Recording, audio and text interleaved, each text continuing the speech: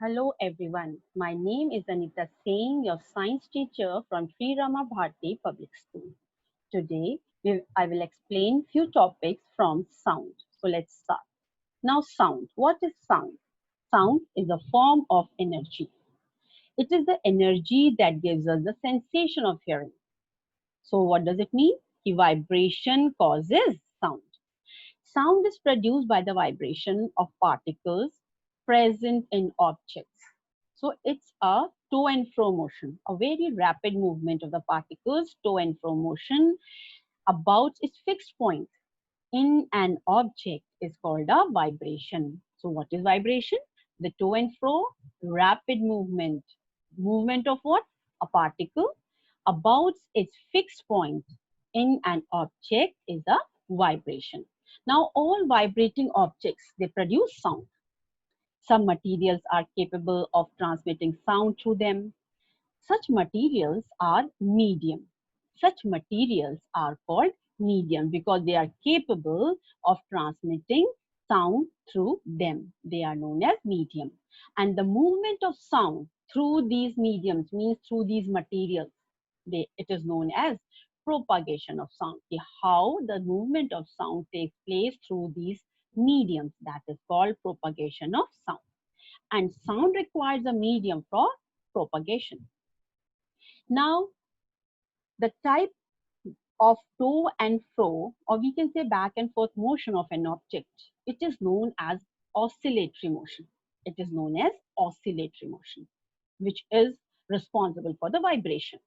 Now, in human beings, sound is produced by voice box. We all know this, and this voice box is also known as larynx. Now, you can see there are two vocal cords. There are two vocal cords.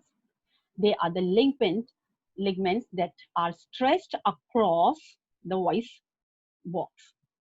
Now, when the air passes through the slit, which is between the vocal cords, then this air starts uh, causes the vibration in the vocal cords. When the air passes through the slit, the vocal cords vibrate and produces sound. Now the muscles attached to the vocal cord can make the cords tight or loose. And this helps in the change of the quality of the sound. And this helps in the change of the quality of the sound. When the vocal cords are tight and thin, the voice will be of high frequency. When these muscles will be loose and thick, then the voice is of low frequency.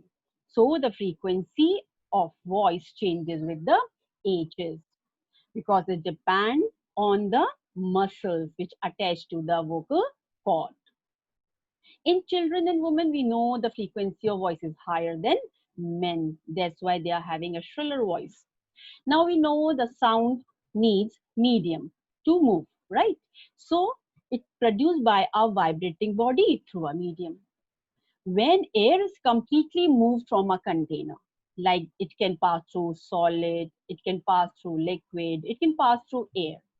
But when the air is completely removed from a container and a vacuum is created there, then what happens? No sound can be produced in such a container. Why? Because now there is no medium for traveling of sound. Because there is no medium now. Sound travels at different speed in different medium. The sound travels at a different speed, and the speed of sound is maximum in solids and minimum in gases. Now we will learn about the air of the human being because obviously we can hear the sound with the help of our ears. Now the human ear, it consists of three main parts.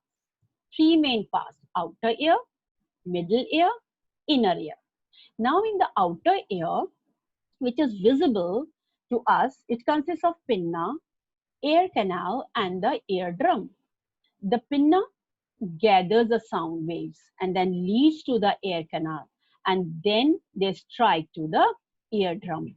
And when this eardrum starts vibrating, then it sends the waves towards the middle ear. Now in the middle ear, the vibration from the eardrum are transmitted to three closely packed bones. They are known as hammer, anvil, and stirrup. And these three bones finally transmit this vibration to the inner ear. Now, in the inner ear, it consists of cochlea. This cochlea is also known as hearing coil. That is this because the sensitive hairs are present there. It contains a fluid and has numerous cells with hair. And these sensitive hair cells transmit the vibration to the brain through the auditory nerve. From the brain to register the sound and then bring back the message. So that is how the human beings they hear sound. So there are three main parts: outer ear, middle ear, inner ear. The outer ear it consists of pinna. A pinna is there, then ear canal and the eardrum is there. In the middle ear, the three tiny ear bones are there: hammer, then anvil and stirrup.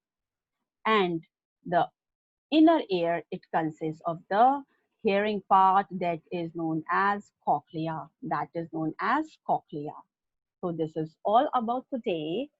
So have a nice day.